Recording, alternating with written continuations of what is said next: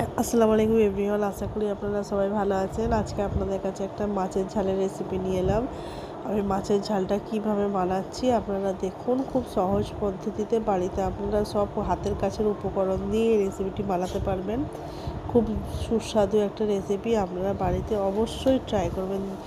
দেখুন আমি কিভাবে বানাচ্ছি। আমি পেঁয়াজটা বেটে নিয়েছিলাম, অর্ধেক পেঁয়াজটা বাটবেন আর অর্ধেকটা কোচানো দেবেন।